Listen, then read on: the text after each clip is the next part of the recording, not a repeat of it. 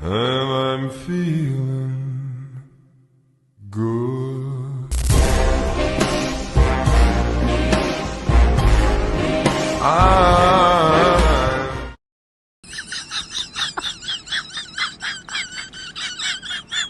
It is a time of unrest in New York.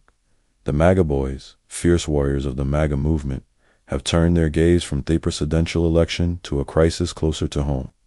On February 17th, the men and women of the New York correctional facilities went on strike, protesting amendments to the HALT Act that threatened the safety of both officers and the incarcerated. Over 14,000 correction officers stand united, their voices ignored by state officials. The national media remains silent, and local reporters are shunned as fear of retribution grips the ranks. Undeterred, the MAGA boys have rallied, boots on the ground, to shine a spotlight on this seemingly ignored struggle. Aboard their podcast bus, 3 brave souls step forward to share their stories.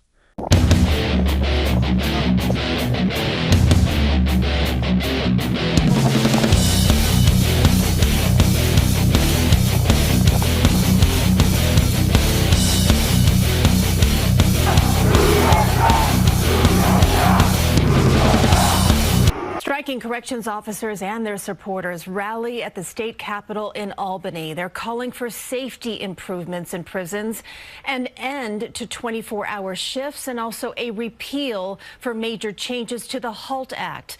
The measure reformed the use of punitive housing for misconduct by inmates.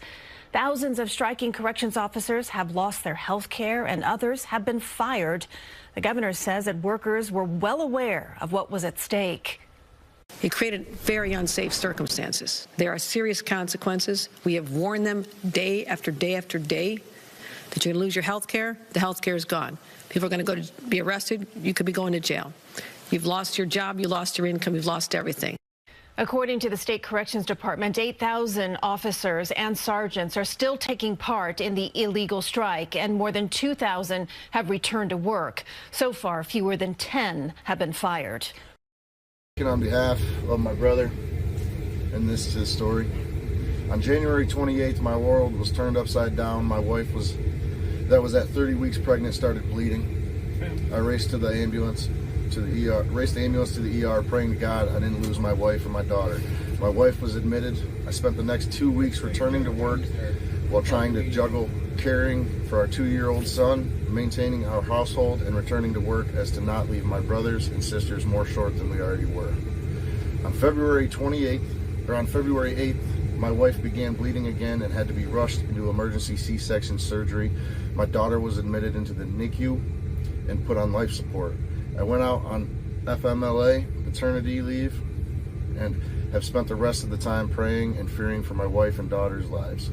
On February 28th, I was informed that regardless of my wife and my child's conditions, if I did not return to work, I would lose my job as well as their health insurance. I have been the wreck, going from praying to God that I don't lose my wife and child to praying they don't lose their health insurance, and that I will be able to continue to support them. Today we were on our way here, and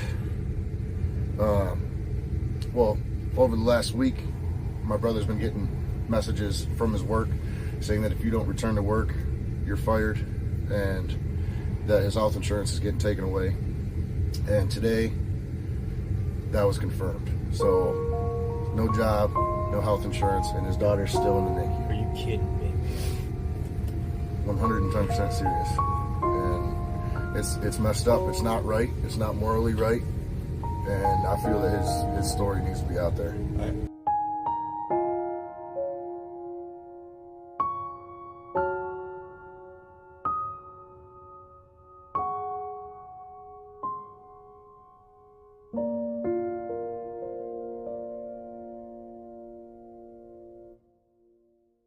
Let's just start with the first one.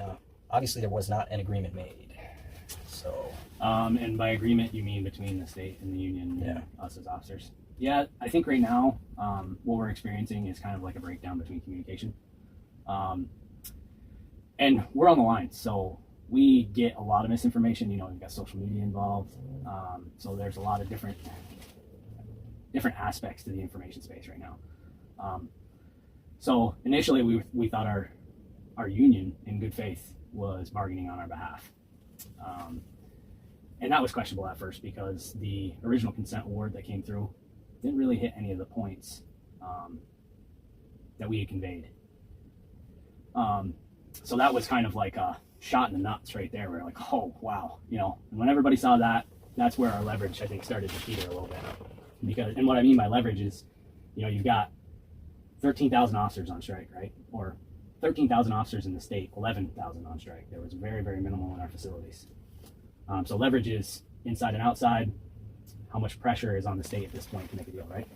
So then comes mediation. You've got the union, you've got a mediator, and you've got the state. You know, I guess on our thought process is all three of these parties are going to be sitting in a room together negotiating with each other. Come to find out, some parties weren't there. Some of the mediation was done from a distance. And my thought process is if I'm bargaining or mediating in good faith, I want to be there where the parties are, right? And I don't think that was done. So I don't think that information may have been conveyed properly in that respect. So now we've got this reduction, all right? State comes out with threats, we're taking your insurance, you are not going to be eligible for COBRA, potential termination. Just down the line, that's what we received. And so now you've got guys that are on the line. Wow, what am I doing? What am I doing out here? I got family that. Am I allowed to chime in? Yeah. Sorry. Oh, yeah. When you said potential termination, the promise that they're giving us of termination isn't actually termination. The letters that we're receiving is you have voluntarily resigned due to X number of AWOLs. Even if we call in and say we're going to be out will call and we're sick or something of the fashion, or even if you were just upfront saying I'm back in this cause, I'm out will call. There is nothing stating that we're not going to be walking back in there with something that's going on either due to stress, mental illness, something. We all have injuries that we work with every single day, and it means nothing that you wake up, your back is shot, your knees are shot.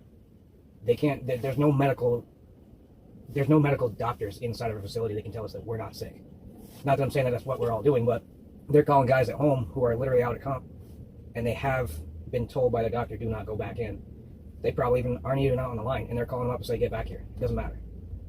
So for them to tell us that you're being terminated, but then receive a letter that says you voluntarily resigned, everything after that, you can't get that. That to me is personally worded that way so that you can't apply for unemployment or all that if you were wrongfully terminated, because according to their wordage, you resigned. And they're just sneaking so much shit under the door. It's blowing my mind. Yeah, that's what I'm hearing from other COs that I know personally, or people that are married to a CO or have sons or daughters that are in the prison. So you guys are telling me exactly what I'm hearing from other people, and this is something we need to get.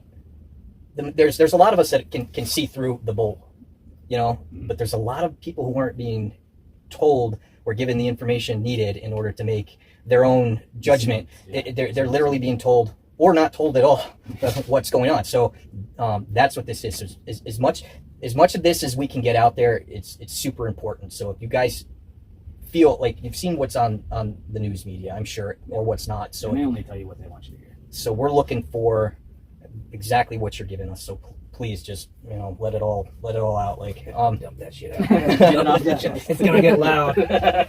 So now I understand this, and there's going to be a large crowd of people that don't understand why you guys don't want to show your faces. Well, why don't you want to show your faces? Well, I mean, today here we can't really talk to you about. We're not supposed to address the media, right? We're not supposed to talk about what happens in prisons, and the state's implemented that for reasons. But at this point, I mean, I could be resigned, I could be terminated. I don't know what my status is. That's the way I look at it. And if I can help my brothers on the line to get leverage, where they get a honest and favorable deal to make things better for them, that's just the way I'm looking at it. Do you guys feel like this is kind of like a Gestapo tactic, like do what we say and how we say it, or else like you're already about to lose your job? Yeah. Like you could lose your job. Absolutely. Like do you guys have that the sensation that you're like just like the mafia? You know, you got an ultimatum here. Is what they've come down. It's essentially a strong arm from the state. Nothing but threats, mental games. In like just things that they put out to the officers, to our community, you know, to sway us one way or another. They know that they're at a disadvantage. They don't, you know, it's only a matter of time before mass resignations, before people just, you know, calling it quits, or people inside the facilities that maintain the order that's there just say, you know what, this you know, and that's the leverage we've tried to maintain, but also maintain some security, right? Those guys on the inside have just as much of an important role as we do. That's the way I see it. Everybody's got their own convictions, right? Guys are making choices for themselves and going in there, hey, I got a family to support. On the opposite side, outside on the lines, those guys are literally giving up everything. Health insurance, pays, because if, you know, Taylor law, right? We get deducted 2 days for every day that we are on strike illegally because our union hasn't sanctioned it. And there's some discrepancy with that. And I know it's at the federal level, but I mean, I may not be right. I'm not a lawyer. I'm not saying that this applies. But from some of my research, the Taft-Hartley law states that any individual cannot be, prosecuted for unsafe labor conditions. And listen, that's what we're about. You know, there's a lot of things out there, and people can call us one way or another and have an opinion on what we do. But it truly is for both parties, whether you're an officer or you're the incarcerated. It's only going to make our job safer, their situation safer. There's a lot of variables that are just, it's such a diverse and complex situation that if we don't do it now and we don't hold the line now for safety, whatever party you support, You're looking at dead bodies. yeah, you're looking at bad things in the future. And it's only, I've been in for 8 years, not a lot of time. I'm under halfway through my career, you know, and I've seen changes every single year that has continuously put us at a disadvantage. You know, the number one thing they teach you about in the academy is safety and security of the facility. That's what our range of purpose, or what our purpose is to maintain safety and security of these facilities. And I mean, I don't know if the numbers are deflated. I feel like they are. Probably. You know what I mean? If it's anything like politics, yeah. The numbers are deflated, but they are rising, and continuously. Every year we get more. Now, how More. do you guys feel about your coworkers who've kind of folded, and you know, they, again, like you've said, they may have their reasons for it, and I get it. If you don't have money, you're not feeding your family, but there's, do you feel kind of like deserted enough to where it's going to hurt you guys? I know some guys feel that way. I know that there's dissension, there's division. But I think if anything that we've learned being out there is that unification is important. And I've already told myself, and I know we've talked about it multiple times, multiple people, that when we walk back in there, we have to be unified. Because if we walk back into another shitstorm between staff members, which, hey, something you're not going to completely it's not something that's going to be completely perfect, but we have to be unified in the purpose and the mission, you know what I mean? Yeah, I can foresee there being some grudges being held there. Undoubtedly so. There already is grudges, but I mean, you take any. Over the past almost 3 weeks now, I've seen more, I'll call them hardened men and women, cry, stare off into the distance with that 1,000-mile gaze, and they just don't know what they're going to do with their life. And every day that a new threat comes out, that you have to do what you're told, or you're going to get shit canned, you know, the weight gets heavier. And you start realizing that a lot of your brothers and sisters behind the line who go to work with a smile, and COs have the sickest sense of humor on the face of the planet. Because if we don't laugh away, I mean, anybody, EMS, fire department, police department, veterans, not that I'm putting us up to that level of trauma, but I mean, like, gallons of blood. What does that do to you? Yeah. Nothing. Puke, shit, semen, name it. Come on, guys, you're doing a job that not a lot of us would literally come out of high school and say, that's what I want to do. I mean, I don't want to get into my own personal, but like, I could only say that you would do that for the benefits and like benefits, money, family time off. Yeah, and that's what I hear from everybody. So, yeah, you're doing a job that like you don't come out of high school saying that's what I want to be. I'm sure there's people that do that, but something tells me the majority it's about the long term. I mean, when you're on the inside, all you got is the guys next to you, guys and girls next to you. You know, I'm more of a reactionary. When I got portions of my new bid that I do, where, you know, my job is to either relay communication or just be on the outside of things from the outside looking in. One of my jobs is a part of the response team, and that's where I can really shine, because I won't say shine, because in terms of a lot of the guys on the team, I'm the small one, you know, but that doesn't stop me from wanting to be there and help whenever I can, because there's certain roles that you can do that other guys can't. Maybe, I mean, I've literally smushed myself between two other bigger guys just because they couldn't get that leverage just to get a handcuff on somebody who's rolling around out of their completely out of their mind, hopped up on drugs, that was not only flailing around at other incarcerated individuals, but when we respond to that intoxicant to try and subdue the chaos that's happening, he now goes after the staff, flailing, swinging, punching. When we finally get him down and under control, we have to get him in the shackles and then bring him to the infirmary. I'm literally was making sure this individual wasn't on his chest, making sure he's still breathing, constantly checking on him until his eyes finally come back to the front of his head. He starts, I'll say, stops breathing like a wild animal, and then says, "What's going on?" I said, "You just assaulted 3 officers and 2 of your bunkmates." He's like, "I didn't do that. I didn't do that. I didn't do that." "Yeah, you did, pal." And you know what he gets? 2 hours in the drunk tank to sober up and right back where he was. That's it. That's all you get. Yeah, it's a very complex situation. We've got, if you're up on this at all, or you follow any of the things that have been circulating, you know, contraband is a huge problem in our prisons right now. Yeah, that's amazing. And not only that, in some cases we know what they are, in other cases we don't. We have no idea what the compounds are. So that creates a unique situation. I also carry a bid where we have to respond to emergency situations, right? So you never know what you're walking into, okay? And that goes back to just the job. The level of, and us sitting here doing it for as long as we have, the level of anxiety that you experience walking in on your first day, maybe you notice it then, but you don't notice it now.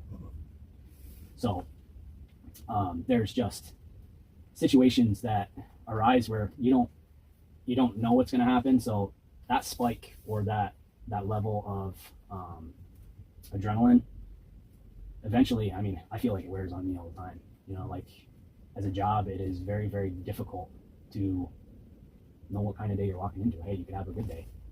The guys on the incarcerated on the inside could be, hey, there's no problems. But then there's times when you can almost pinpoint, for instance, Super Bowl. That's a good one. There's just always things going on during big games, holidays. Good betting events. Yes, right. So drugs and betting, that's all still a big thing in the prison. Oh, yeah, like that's something you think you don't get to have anymore once you go behind the big, concrete walls and cages. And well, in our experience, in our type of facility where, and I know a lot of people who don't actually know how, like, the incarcerated population lives. I was working a job where an outside contractor had to come in, install some stuff, and the guy steps out of his trucks and he's looking around. He goes, "They're just all walking around free." I says, "Yeah." He was like, "All the time?" I says, "Yeah, all the time." He goes into the unit that is empty at the time so they can do their job, and he says, it's a bunkhouse. 4-foot walls, or not even 3-foot walls, something like that, in between each bed, and it's a small cubicle, probably around the size of this bus, maybe a little bit smaller, a little bit more squared out, but it's just free range all the time, and you got one guy watching the entire unit. That's it. So to think that one individual officer can watch, it used to be, well, before we got there, it was 90, then it went to 60, and then after COVID it went to 50. So the numbers in the unit dropped. So getting rid of 10 inmates or incarcerated individuals off of one unit was like a godsend, especially when you no longer get that excuse, well, I fell off my top bunk. That's why there's a cut on my forehead or my eye or whatever. So that was kind of cool that the numbers went down. But if you think that it's not stressful, even if, like he was saying, you get used to the cortisol levels and the adrenaline, if you think that it's not going through our minds at any given moment, that if one guy sparked, and that's all it takes, is one guy to spark the notion, you know what? I think I'm going to fucking kill that officer. Do you really think anybody's going to stop him? Well, I mean, there is a chance that you might have I'll use air quotes, a good inmate who is just there to do his time and wants to get out of there. He might step in and help. But then you got to also remember what's he going to feel as far as repercussions on the kickback. Because now you got somebody who is for the blue. And if he's in a medium facility where he just walks around all day long and the unrecognized by New York State gang members are saying that motherfucker helped an officer, kill him, beat him, cut him, maim him. Whatever happens to him, he can't get IPC anymore thanks to the HALT Act. He's not going to the box to protect himself by any means necessary. And if he does, he'll get transferred to another facility. These guys have Wi-Fi tablets that they can talk at any portion of the day, get emails out there, make phone calls. And when that happens, do you think that incarcerated individual is safe by any means necessary? If he goes someplace else, they know he's coming before he gets there. His name is now a target. And so in that aspect, the opportunity for us to be protected by an incarcerated individual in that moment, because yeah, the response teams are fast. We pull that pin, guys are coming. That's the rest assurance that we have. But you still got to be prepared to fight for your life for the 40 seconds to maybe a minute. Now, if you're getting, we're not big guys, but if you're getting beaten to death by 50 guys, do you think you can last a minute? Probably not. No, can't imagine. So, I mean, your only hope is maybe there's an inmate there that's willing to do something for you. That's it. That's pushing it though, like, because now he's got to worry about like. That's right. Well, that's There's what I'm always saying. repercussions for them. There's, I mean, obviously repercussions for us if we don't do our job the right way. It's definitely a very stressful job, and there's just so much unknown at this point. Halt Act, you know, that's somewhat of a deterrent. You know, they still, at this point, they're getting 15 days consecutively, 20 overall, right? So even if the issue is that an incarcerated individual assaults an officer, if he does go to SHU, or what could be, you know, it's described as the box, which isn't a hole in the ground with a little tiny hole of light, okay, that's not what it is, all right? He can spend 15 days in the box, SHU, get his mind right, come back out, and essentially do the same thing over again and only serve 5 days for that, right? And then there's, depending on the circumstance, right, they don't even make it to SHU anymore. They get circumvented, like say, not necessarily an assault on staff, but an assault on another incarcerated individual. They just get moved to another housing unit. And like he said, those tablets, right? They have windows. They can look and survey what views they have and say, okay, those guys are taking them over to C or to whatever housing unit. They have a very, very well, or probably one of the most unregulated networks available to them, because now it's all at their hand. We used to have a phone program where they would sign up for 30-minute blocks throughout the day, and they get one 30-minute block, which kind of slowed things down, right? Now they have a tablet in their hand. They can make phone calls at will. So they're not supposed to use three-way calling, but they do. And all it takes is a connection to somebody on the outside that knows a connection in another housing unit. And that convict that may have helped that officer or assaulted that other inmate in this housing unit, they're already looking for him over there. Wow. It's a network that Pretty organized. I don't think the state even, I mean, they probably, I don't know if they know about it. I think that there's so much going on in the prisons nowadays that they don't have a way to, or a system set up where that they can keep tabs on it all. But you can't. It's literally impossible, especially when the general public have voted for, again, using air quotes, more humane conditions. The more humane conditions they're given, the more freedoms they have. And I'm not trying to say every single one of these individuals in the inside need to be held to the maximum standard. But, I mean, to put a quote to one of the Batman movies in the trilogy for Chris Nolan, like, some men just want to watch the world burn.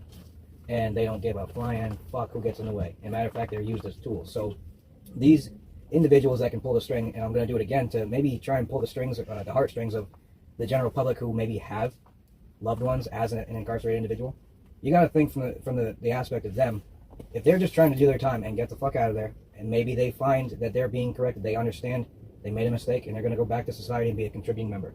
They had their repercussion. They made it out of whatever they did with their life. They're going to do the time, go back to their lives. Now, I actually had to have this conversation with my oldest daughter because she was confused about the whole thing. I'm like, well, think about it from this perspective. The individuals on the inside that can pull the strings and make sure that the guy that they're sending, okay, I'll even back up farther. You have a head guy on the unit. He's going to be your best friend as soon as you walk in. From the perspective of an incarcerated individual, you walk in there, somebody randomly just steps to you and says, hey, give me your fucking shit or I'm going to beat your ass, or worse. Now you got another guy that comes out of 50 bed or whatever from the corner, comes up to you and goes, hey, don't worry about him, I got you, right? He's going to be your best friend. You need anything, come see me first. Well, that same guy that just said, I got you, is probably the same motherfucker that told the other guy to come get your shit. So now that you're being protected, hey, remember the other day when you did this for me? I need you to, or when I did that for you and protected you, I need you to do this for me. Right? It's just small. Here's a phone number. Send it up to the main address, or up to the main box there. Get it approved. They're going to give you a phone call. So-and-so is going to speak to you a little bit. They're going to come visit you. We'll add them to your visitors list. They're going to give you something under the table. Don't tell nobody. Sneak it down back. No kidding. Okay? Whoa. Well, if you don't do that, now you're considered a target because you're not helping that person. So now everybody on the unit's against you. Well, what does that individual who's just trying to do his time do back before halt or whatever the repercussions could have been? Scared for your life. Where are you going to go? How about an SHU unit? How about 4 walls where you get your own toilet, your own meals, your books, you're left alone, you're safe? So you get into a fight with another inmate. They lock the both of you up. You plead guilty at your tier hearing. Yeah, I did that. I'm afraid for my life. I need IPC. Guess what, pal? Not anymore. Wow. Yeah. You're going back to Gen Pop. And like he was saying, as far as being able, that intricate network of communication, yeah, you're on D dorm. They moved you. You're somewhat safer. But the big guy's down on M dorm, and they all go to rec or whatever. They pass notes, they get some sort of communication. They could call from their tablet, and within minutes, have another call that goes directly to one of their guys that's on D-Dorm. Hey, that motherfucker that you just got, it was moved off my unit? Yeah, bag him. So what do you guys, because there's a lot of things, you guys look like, you know, you grew up around the same time as me when there was common sense in the world, because that word common sense is kind of pretty much just means absolutely nothing. It's disappeared. Nobody's got it anymore because you watch stuff and you hear stuff. How many people know about this? How many people on high who get to make the decisions know about this? They know it in pure detail. So what's the end game? What do you think it is that they're really trying to do? Do you guys have like something that you talk about and say, this has got to be it. This has got to be why they're doing what they're doing. Otherwise, why would they be doing it? Because people aren't this stupid, and we don't make decisions like this as human beings. We don't let the bad guys win. We don't let the bad guys run the prison. We don't let the kids run the schools. So you're on the prison aspect of this whole thing. Do you guys have an idea, like just something that's they're going to call a conspiracy theory one day? You know, if you do say it out loud. Politics, man. Face. You want votes from the people, and if the vast majority of the people are crying humanity or don't want these guys to be punished for whatever they're doing, that's what you're going to do. You know, I mean, if you think about the needs of the many outweighing the needs of the few, if you're completely ignorant to what, I don't want to say ignorant, if you have no idea, like he was saying, a lot of people say, when you say box or shoe or anything like that, the general conception, the general public probably think of Shawshank Redemption, yeah, the hole. The hole in You the know what I mean? floor. A light to shine in. You get moved to the box now, you get your tablet, you get your property for the most part, depending on if it's available to you at that time. You still get 3 meals a day. You still get your rec time, well, up to an hour, I believe it is, for in SHU. And now you come out for programs too. A lot of guys don't even want to go to the rec because they're safe inside there. Most of these, well, I can even go back to the days when I first got back there, or into the facility, you know, and I'm still learning stuff, still ignorant to the ways of the world within inside the walls. And the blood gang is predominant in our facility. It's not a secret, you know. You get somebody who's coming in off the draft bus that's got a Crip tattoo or something like that, you're like, oh crap, buddy. He knows where he's at. So you know what the first thing he does when he walks out of that draft building? Takes off his state issue boot and beats the first guy he can find. So he can get locked up in the shoe or transferred because he knows if he stays there, he's dead. But New York State does not recognize gangs. They don't exist. But for some reason, we have an entire unit that investigates gangs. How does that fucking make sense? Right? I don't know that there's any sole policy that's going to fix it right off. I know that policies that have come down from legislation have obviously made it easier for them, almost loopholed the situation where they can still thrive as criminals inside these facilities. I know that much. I do think that we need a better deterrence, and maybe it's not adding any time to SHU. Maybe it's more heavier disciplinary sanctions if you don't make it to SHU, right? Like if it's you know, we write tickets while we're on the inside to try and curb and keep the dorm on, or housing units on, like I guess a steady pace or a comfortable operational level. That's a good way of saying it. So maybe creating longer durations of when you're on, like they call it loss of rec, for instance, where you can't go to the yard, you can't go to the gym, you lose commissary buys, privileges inside the dorm. Maybe we extend that a little bit longer so these guys, you know, feel we have to have some type of deterrence, right? And right now, they have got the system figured out, because I mean, there's just not a whole lot of things we can do to deter these guys. There's no correction. It's in our fucking job title. We are correction officers, but we can't correct a fucking thing, dude. Yeah, nothing. It's getting tough in there. It's not easy, and now you can understand why so many people are standing out on those lines. Like, it would have been one thing if maybe you had like a couple hundred officers, maybe a couple thousand, but 90%, I think the last number that came out was 90% of our staff is standing out on those lines. And again, it's not just about us. That's a big number right there. Yeah. How are they functioning on the inside? Well, you got the National Guard that's in there. Oh, they went in. I heard in there. Clinton they wouldn't go inside, like, or they did and they came back out and said no. But may have changed since then. I don't know. Well, you know, if I was a National Guardsman, you know, a lot of these guys are young guys, right? They're not trained to do this job, so they're essentially a contingency staff on these units to maintain a little bit more presence, I would say. But they're not anybody that's going to be able to control the jail for any certain period of time. They're literally just a face that says we have bodies if shit pops off. Yeah. And let's be honest, like, me and him, if something pops off, we know what we're going to go do to a certain degree. As long as we don't put our life in jeopardy. Like the number one thing that we're told, do not go in at all alone. Wait for backup as best you can. But at the same time, I can say for a fact, if he sees an officer that's being attacked, you're probably not going to wait too long. You're going to do your best to assess the situation in an instant, a split instant. But at the same time, that very fight that got you in there could just be a stage that got you in there so they can do even worse. They will have guys roll around just so they can stage something to get everybody else there. So that's something that has been talked about. Do you guys feel that, and I got this information from older COs who have retired, because they told me, they gave me some of the dirty little secrets, how you correct the COs when they're out of hand, and where you go to do that. But do you feel like the newer recruits coming out of the schools have your back, or do you feel like they're just, because one of the things that I was told was they're told not to listen to the older generation. Don't listen to them. Don't listen to how they did things. This is how we're going to do it now. So do you feel like they have your back? If something were to go down, do you feel like they're going to be there for you, or they're going to kind of cower away a little bit? And if they're fresh out the gate, probably not. And it's not to discredit them. It does take time. Experience. It takes time to understand it, and it takes mentorship from guys that have been there to really show you, like, I know you're scared. We were all scared, but you got to get. We're still scared to this day, but you got to get in there.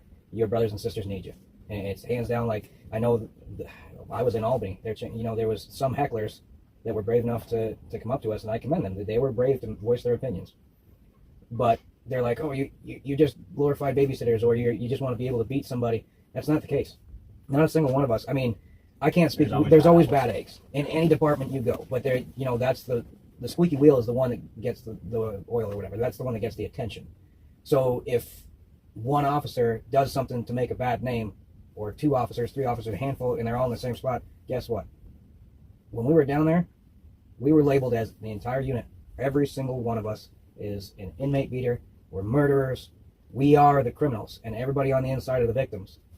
So why, if that's the general consensus, why hasn't the prison system as a whole been abolished? If it's so inhumane, why do we have jobs? Why is the state hiring us to do a job or entrusting us with the care, custody, and control of these facilities if we're the demons?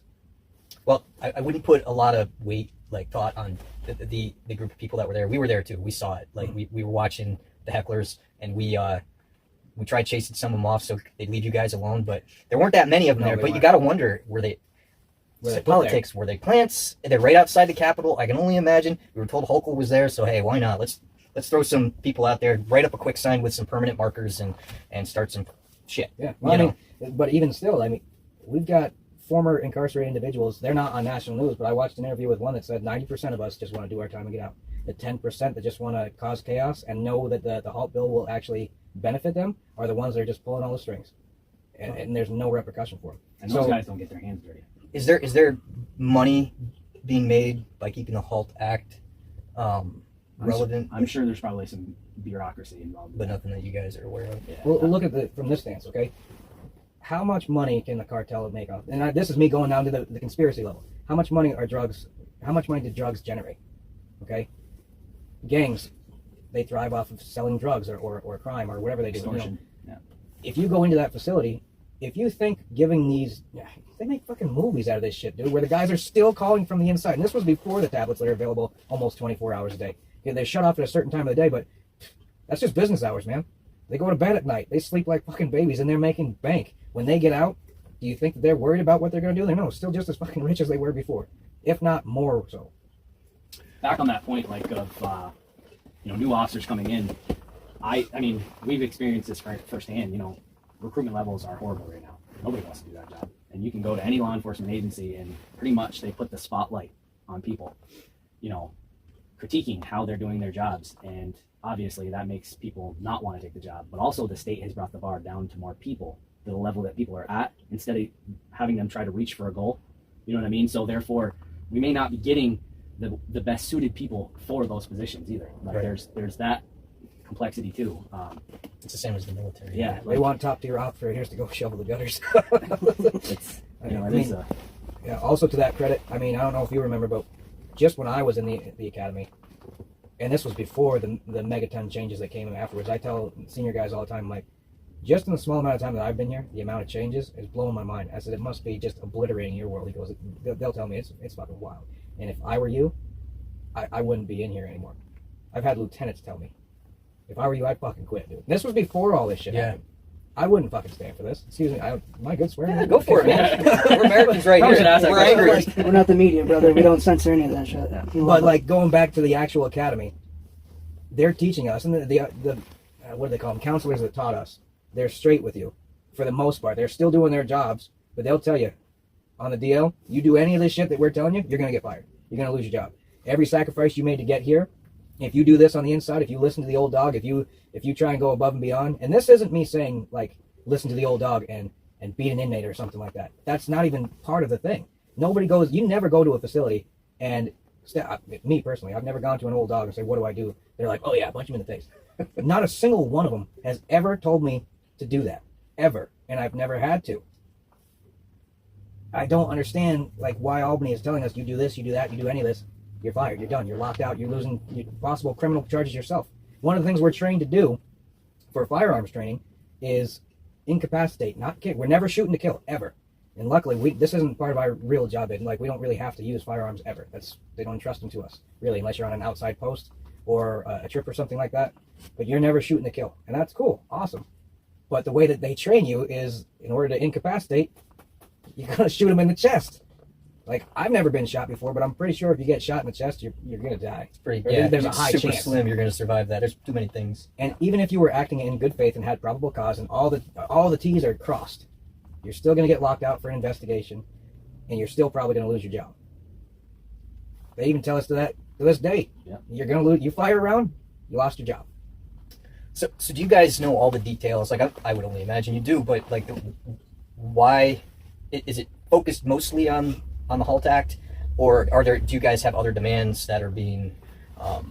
Well, I think HALT Act is the big number, because what that really did in the state is it reclassified inmates. So guys that would be doing 2 life terms are now reclassified so that they can sit in a medium, where that used to be, guys had drug charges, right? 8 to 10 years. Now we have guys that are coming out of maximum security facilities that are moving into our mediums, that are some of the most violent people that have walked the face of the earth.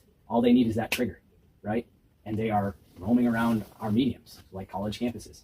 And those are the people that we have to be very aware of. And listen, when you have hundreds, sometimes thousands of incarcerated individuals in one facility, you think we can keep a number on every one of those guys? No, it's just not possible. It only takes one switch to flip a guy completely crazy. And then you put the contraband into this dynamic, right? Where gangs are literally forcing it upon people that don't want to do it, just to check and make sure that batch isn't fucking crazy, right? Like, because that's how we determine it. Must have got a bad batch, because we'll be running intoxes all night long. One pin after another, intox. And those are the situations, like, when those guys are on those drugs, they are totally they're uncontrollable. And a lot of times, it escalates to a use of force just like that, So that's why I don't believe that, I think numbers are totally deflated across the state, and that's their prerogative. They want to hide that from the public. Sure.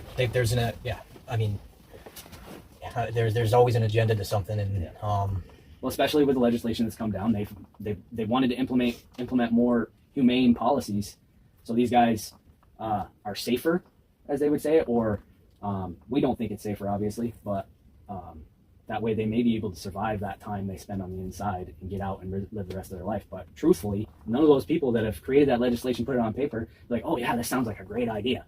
But when you implement those policies, specifically the HALT Act, it is turned into a shitstorm in confined spaces, right? It'd be different if you had chaos in the world on the outside of the fence, right? You've got ways you can go, get around, deviate. That doesn't happen inside a housing facility or a housing unit. That doesn't happen on the inside of the fence. It's actually made things worse. So I feel that, there has to be changes made to that policy. Is there anything that the HALT Act has helped better the prison? Like, can you guys put anything in a basket that says, hey, yes, the HALT Act helped this, even though it's doing all this bad stuff? Is there anything that it has done to better the prisons in any way? other than obviously giving more freedoms to, but that should need to count. From an officer standpoint, I say no. But again, I do my best to try and look from multiple angles of as much as I possibly can. And I am not unsympathetic, and I don't care who says if I'm not an inmate lover, because that's the thing that they'll throw out there. But if you look to a guy who does absolutely nothing, just wants to do his time, get the fuck out of there, do you really think that you have to worry about him too much? So what the HALT bill has done from my perspective is now put that incarcerated individual who was just minding his own fucking business, doing his time, and a lot of the biggest sons of bitches you find on the units just want to be left alone. They're that big for a reason. Leave me the fuck alone. But now everybody's a target, and they can be used as pawns in a bigger game that they probably didn't want to be used in. Yeah, anybody can be a target. And from the inmate's perspective, I don't see how it's really helped them unless you are like the top of the list on that bill where it says that you have some kind of mental disability, or if you're 55 and older, or if you're pregnant for the female facilities, or under the age of what was it? I think 21. Yeah, it's 21 and 55, I believe. But I mean, perfect example. I know a guy who's on the CERT team, which is like the SWAT team for corrections. He is 60 years old, and this motherfucker's a beast. If you think that this guy is on the outside working a CO job who's in this good a condition, now look at the stereotypical inmate that you see on movies and shit like that, because that movies actually kind of got that a little bit right. You go into a prison, and a lot of these sons of bitches are huge, jacked, and all they got to do every single day is eat protein and work out as much as possible, because they don't have to do anything else. Like, you get your programs, you do what you got to do, but the rest of the time, push-ups, sit-ups. There's guys who will wake up at 4 o'clock in the morning and start their workout regimen, and it's just protein, protein, protein, workout, workout, workout, throwing a program a little bit here and there, but then they get to go to their scheduled rec times, work out some more. Like me personally, I love working out. Since I got into this job and have an ups and down fucking schedule, my workout regimen's gone. But you step to these guys, and it used to be cool because the big guys, you don't have to worry about them. You know that they're just there to do their time, work out, and get the fuck out. You don't have to worry about them for the most part, because unless they get a bad rainy day. Then you gotta watch out, because if you get a big quiet guy who just want to be left alone and somebody peed in his fucking his soup bag, now he's gonna kill as many people as he possibly can. I mean, not kill, maybe kill. It depends on the bad day, I guess. You won't get in trouble anymore. But I mean, you know, now you have to worry about everybody. I would say maybe, and I'm kind of going out on a limb here because, you know, I'm about deterrence for these disciplinary measures, but we know that, I mean, through the mental space, people that spend too much time over a period of time in solitary confinement is not good for their mental psyche. We know that, right? Agreed. So by reducing the amount of time that someone spends in an SHU cell, maybe that was a good direction, but I think that they just went right down to the minimum as soon as they could, because they had the opportunity to pass that legislation or put those policies in place because they had everybody on board, right? But that killed a lot of deterrence. Yeah. And listen, that's not just on the correctional side. For incarcerated individuals, okay, say they owe somebody, say they owe a big gang member money because they never paid up. They got assaulted, but they didn't feel that they rectified the situation well enough. Those guys got 15 days to figure it out, where they used to have 30, potentially 60, where they would be able to call their lawyers and actually implement protective custody, where now it's, you know, it's a tight time frame. And back to that 21, and I think it is 55, right? 55 and older. So 21 and younger can't go to SHU at all, right? 55 and older. Now those young guys in the facilities, Prime targets. they are prime targets for manipulation, right? Because they know that those guys are probably only going to get moved to another housing facility or housing unit, so therefore they're still in the game. I can give this guy an order, right, to handle what I want him to handle, and there's no repercussions. Oh, he gets lost or wreck, maybe 15 days, you know, whatever the hearing lieutenant decides for him. But it's a game that they've got figured out, and we are not in a posture to be able to deter much at this point. So you guys have your backs against the wall. Yeah. Like, I mean, it's obvious. Yeah. You can see it. Yeah.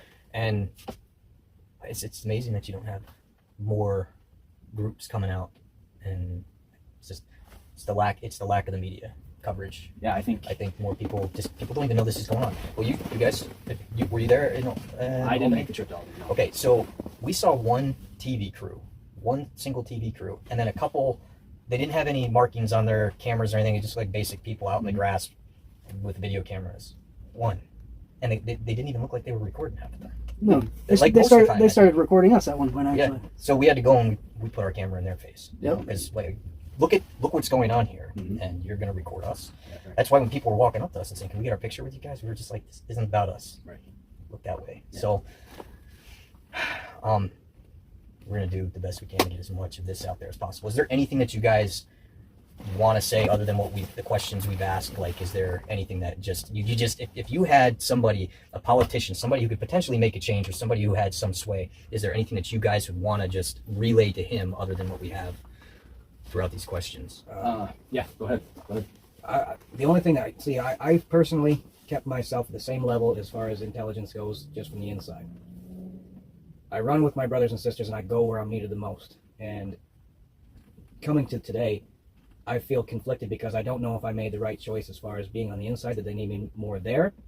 As to whatever's going on the inside, could I help more there? Or am I making some sort of a difference on the outside that's not going to help just me or the guy next to me, but anybody that comes into the academy after this? I've been told multiple times and heard it from multiple politicians that repealing the HALT Act is off the table. It's not going to happen. And from day one, I'm like, okay, if that's completely impossible, you don't get rid of it. There's certain aspects of the HALT Act that say you're trying to protect incarcerated individuals with special needs, as far as like their classification. Okay, you can leave that, but put certain things in, amend the HALT Act to the fact that you're still able to have tools in place that protect the other incarcerated individuals who need protection, that protect the officer to your left and right, that protect the civilian staff that work within the facilities. Hold these men and women of the correctional facilities of New York State accountable for their actions. You were placed before a jury of your peers. You were convicted of whatever got you there. You have the right to appeal that and go back to court as much as you want. They spend a lot of those guys spend a lot of their time getting criminal justice degrees just so they can defend themselves. Cool. They know they're trying to get their ducks in an order. But to say that you're going to leave it as is and hear from the people on the inside that this ain't working, we're collapsing. We finally took a stand at what I'm considering the best possible time, because like we said earlier in the interview, you're looking at bodies next. And I think the only way for the vast majority, and it sickens me to say it, the only way that we're going to get what we want now, which is safer facilities. I don't understand how that's such a bad ask to just amend one bill, one act, just amend one act to make safer conditions and give us back our tools so we can actually correct unjust actions on the inside. So to go back to what I was saying, you got put in there because you were found guilty by a jury of your peers, and now what? You're on the inside not going to be held accountable for the same acts that you got or that you did to get locked up? How is that right? It's like they're getting locked up and the world turns their back on it. Like, the number one thing you always hear about corrections is behind that fence is a completely different fucking world from out here. And it's true. And when you walk through that front door at the end of your shift, you just breathe and you're like back on our planet Earth again. Wow. So why can't you to the general people, whatever politician or legislator or whatever is going to listen to this, I don't give a flying fuck about everything else on that proposal. Change the HALT Act, amend it somehow so that the officers have their tools back and protect the incarcerated individuals, the staff, and the civilian staff. That's it. I couldn't give two flying fucks about anything else on there. That's the only reason I'm out on that line. I don't care about money. I was getting paid good before this. I don't care about money. I don't care about what's going to come up in our next fucking pay grade raises, because that's already discussed every couple of years with our union. Everything else is already being discussed here and there. We can fight that from the inside as they're trying to get us to do now. Just go back to work, they say. Well, Hochul has the power for an executive order to make an amendment to that HALT Act. She doesn't have to fucking appeal it or repeal it. She could just go like, oh, they're right. Yeah, make it safer for them. Boom, done. We could have been fucking done day one, dude. We're almost 3 weeks now. Yeah, it's amazing. You would think that would just that'd be it. That's all it would take. As just people, like just people to people, like that's all it would take. Yeah. So it's like they get incarcerated and the world turns their back on them. This is the incarcerated individuals. The world turns their back on them once they get put inside that fence. But then something bad goes down and everybody, I don't want to get too political and find like stuff like the George Floyd event. These are all horrific acts. But he said it perfectly. He's been saying it since day one. These last two, I'll call it unfortunate circumstances where these incarcerated individuals lost their life. And I don't condone the actions of the officers that did it to Robert Brooks. I think that's disgusting and fucked up. But Do you think the stress level of the officers, and again, I need to make sure that this is clear. I don't condone what they did, and I think it was fucked up. And they need to be held accountable for their actions. But if you're put under the pressure and stress of everything that we've told you about today, day in, day out, and now you have to have mandatory overtime that goes from 8 to 16 to maybe 24, depending on how long you're being forced to work for the state, and still maintain your composure, all that pressure, well, what happened in the Wild West? You gave one sheriff the fucking right to maintain order. And if he can't figure out how to maintain order anymore, do you think he's going to lose his shit? And then if everybody in the same room is losing their shit because they've lost their mind and nobody has their backs, who's there to pull them off when the chain is off the hook? There's no, we can't be expected to, I mean, we are expected to maintain composure 24 hours a day, 7 days a week. But we're still human beings. And if you're breaking us down constantly, everybody has a breaking point. And I am thankful that I personally have not gone there, and I am actually blessed. I took a step back the other day. I am super blessed because I've got healthy kids. I've got a healthy wife. I foreseeably am still healthy. You know, I've got my house. But these poor guys, and I've seen more tears from hardened people, given more hugs than I've ever done in my entire life this past couple weeks. And those are the guys I'm fighting for, because I personally, I can't work for that department anymore. I don't think I can. Do I know that I can? Yes. But morally, I think it would be really messed up, because if they keep on the path that they're on and continue to make sure that the incarcerated individuals are more important than the safety of their staff or their correction officers, then why would anybody want to work for a boss who thinks that you're the piece of shit and that you have a job to do? Just go do it. Do as you're told, but you got no tools to do what I'm telling you to do. That's it. And you're a glorified security camera is what you are now. Yeah. But the difference between, and I've even said before, well, let's just go remote. We'll all get really fat, sit on our desks at home, go brush off the crumbs, and stop stabbing that guy, go back to your queue. But the only reality of that is you can't blame a security camera, but you can blame us. Yeah. That's I think Hochul just, any politician that has the power, just say, yeah, we'll make it safer again. Here's the stipulations. And as they said the other day, smart people are going to be on this committee that we're hoping for. Well, whoever those smart people are, we just need the proper tools to be able to correct people when they're out of line. That's it. And everybody would be safer again. We just need the tools to do it. If you want to amend that, change the tier system however you want to make sure it's more humane. They didn't need to do, like you were saying, jump right off the fucking cliff and make it the bare minimum, because the inmates on the inside that just want to have chaos and still do what they did on the outside on the inside are benefiting 110%.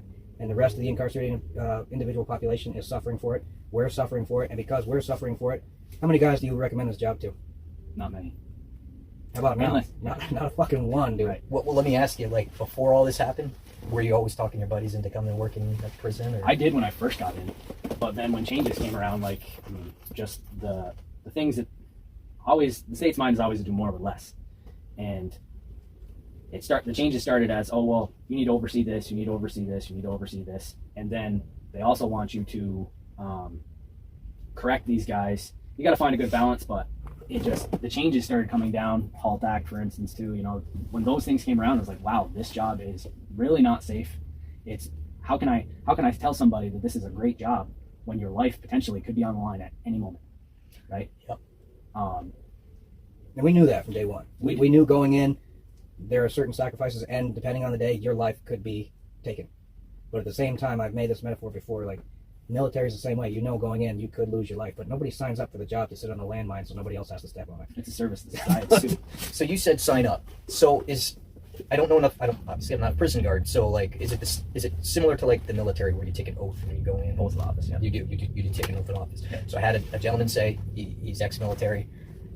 He says, I see it from both sides. Maybe he isn't following enough of it and doesn't know enough of what's going on yet, the details. But he said these guys, they took an oath, and if your boss tells you have to, let's say you were signed up in the military to do something basic, and then he's like, I want you on the front line. You're required to go on the front line. Mm-hmm. Like, you have you can't say, no, I don't want to do that. That's not what I was hired for. So he mentioned that to me, but isn't there something where now they're breaking laws by doing what they're doing to you guys? Now, does that, like, just cancel out, like, your oath in some sense? Well, you've always kind of had as an officer, you look to your superiors. You know, you look for them to give you direction that's going to keep you in Out of handcuffs yourself. Yes, right. Like it keeps you on the straight and narrow. It doesn't, like, you look to your superiors to educate you and to give you good decisions, that you're performing the right acts, right? You know, hey, I need you to go and do this cube frisk. You know, we just picked this guy, or we just found this guy, had contraband on him. We need you to go and frisk this cube. Make sure you're gloved up. We don't know what you're going to find in there, right? So it's those types of things that instill a confidence within your team, right? But the threats, right, for instance, that have just essentially been a strong arm from the state. Hey, no, you're in the wrong. Prisons are safe. You have no rights to be doing what you're doing. Get back to work. And for them to do that, I understand the academy is kind of like that. It's, you know, you're going to get repercussions, PT, whatever, coming up through, but they have instilled that boldness in us. So why would they expect for us to settle for anything other than we deserve on those lines, right? We are those people. We walk in there every day, except for the strike. We walk in there every day knowing that we put our life on the line. We could potentially be injured. We may have to resuscitate an incarcerated individual. We may have to get dirty, blood, semen, bodily fluids. We know that. But when the state kind of just, yeah, you know, we hear you, go back to work, that doesn't make anybody feel confident about your employer or the department, you know. So the changes have brought so much demoralization. Walking into a housing unit now is absolutely wild compared to like walking to a housing unit maybe three years ago. Because there would be, number one thing is cube compliance.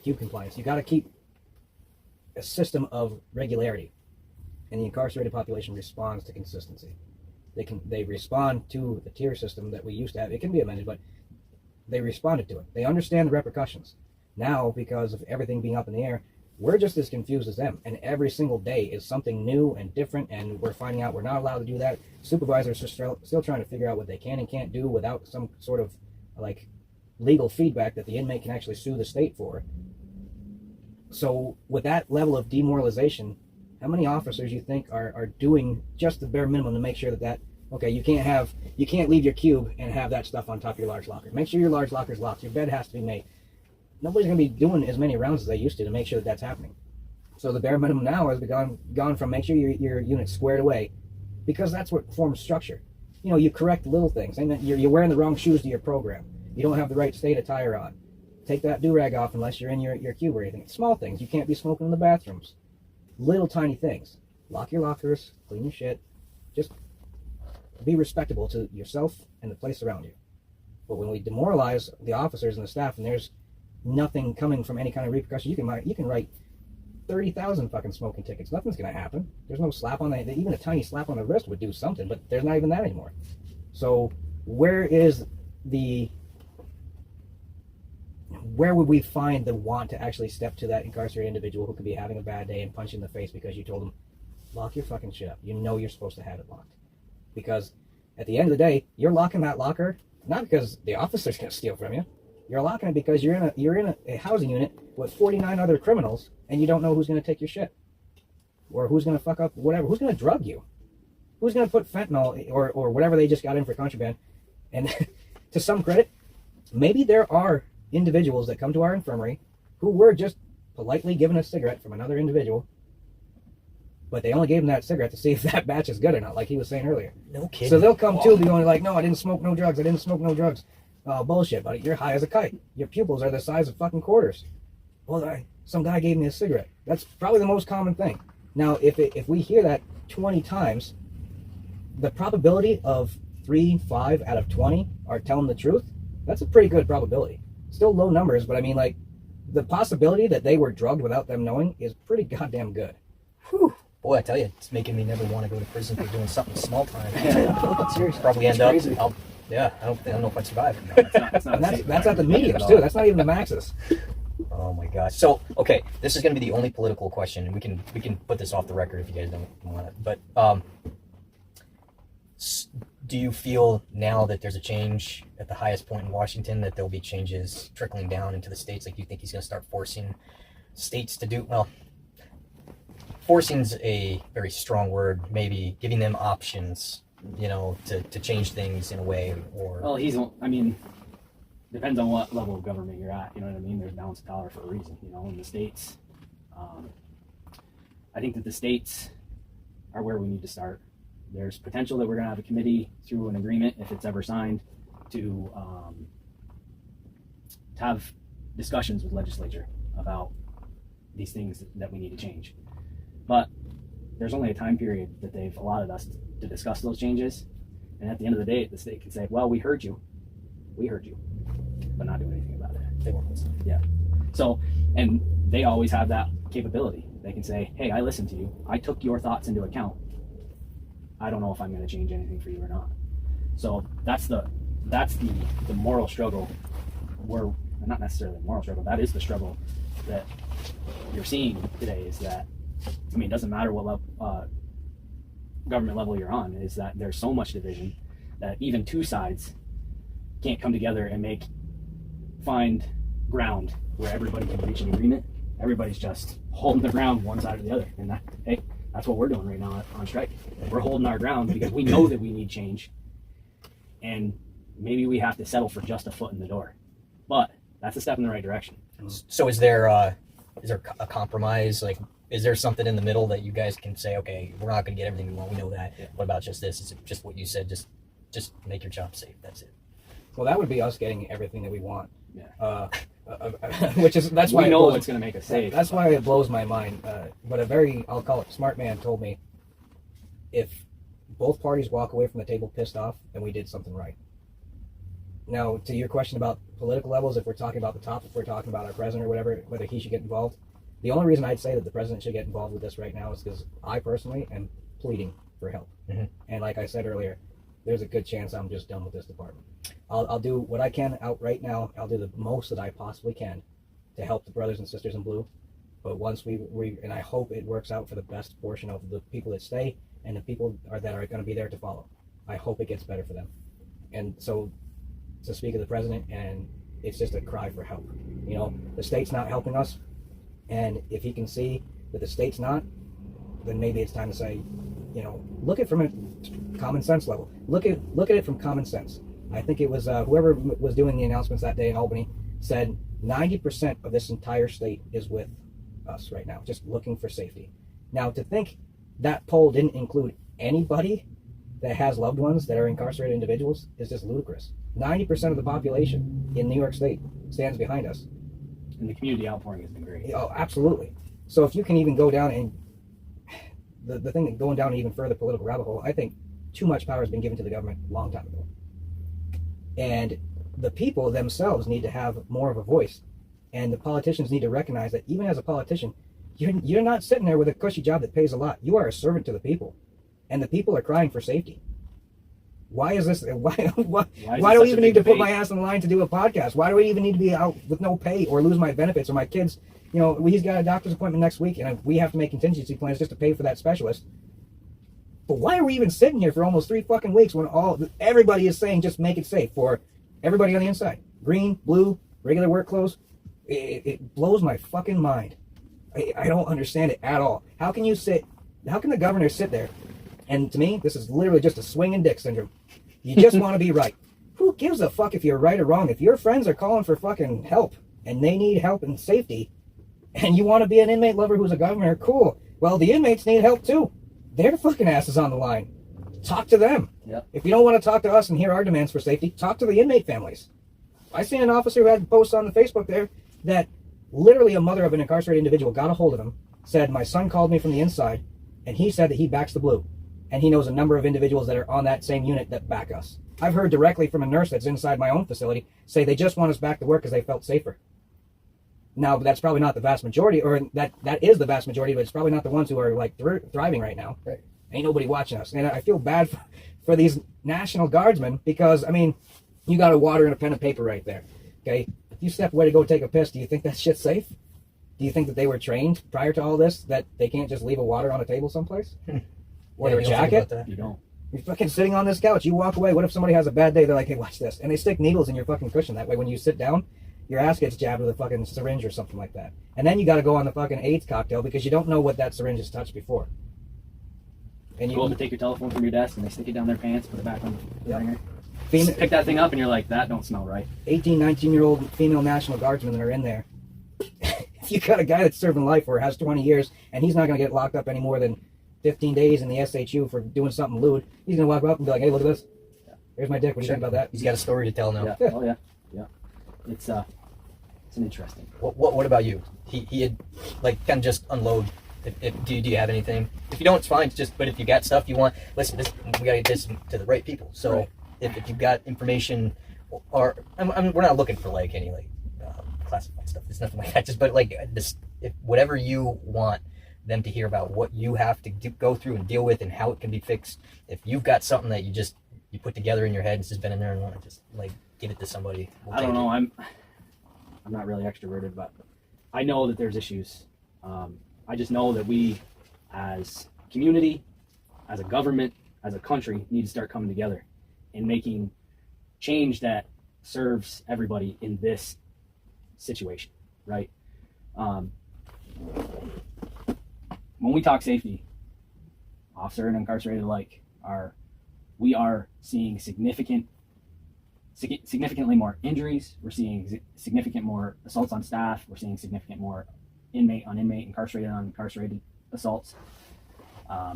There's got to be something implemented to, I don't know what those answers are. I'm not a politician. That's why they are voted into office. But they need to start serving the people.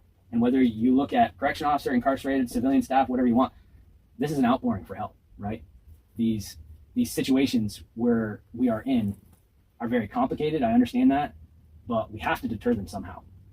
And it's probably going to take a committee that's more than 30 days, right? It's going to take a committee that sits on the legislature constantly that looks at law enforcement, not just corrections, state, it's, police officers, municipalities.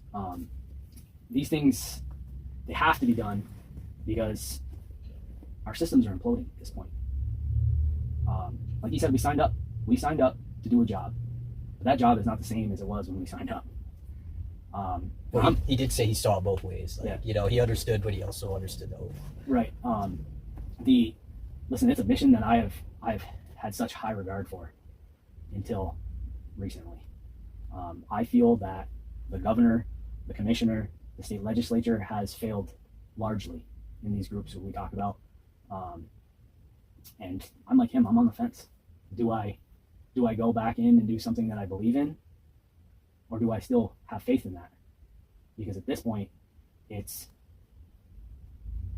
a completely changed situation. And we have families and we have other things that we have to look out for too. My dad died when I was young, and I told myself that I would never put myself in a situation or contribute to my failings in the end, right? So I want to be a father in the home. And at this point, overtime, it only takes away from that for me. And they just see us as a number at this point. I feel like they see us as a number, and you're just the next guy to get stuck. Doesn't matter what you have going on. There's so many aspects to it that make me question, is this mission worth it? And You see, that's something that they're really good at. Like, politicians are good at making you doubt yourself. Like, we do it too. Like, it's just because we're boots on the ground for a lot of different things right now, and it's like these last 2 weeks have really exposed that. So you, just listening to what you're saying, I can see that you feel like a similar way. So it's not just you; it's in every. You got your police department, fire department. You've got these guys that first responders, period. You are feeling the same way I think every one of us is feeling. Is this worth it? But that's what they want. Like, they want us to feel that way, so we give up. Yeah. Because if we give up, then they've got control. You can't give up. And I respect the fact that you guys are still out there. You guys are the true patriots, man. You're out there, and you're not giving up. I really hope this ends well for everybody, because if it doesn't, then if they can't come to an agreement, then I cannot.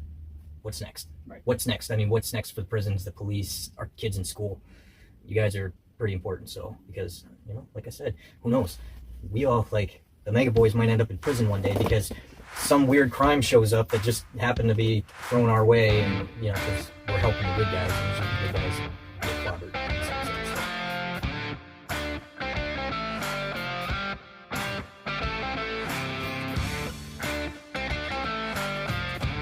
We will make America great again.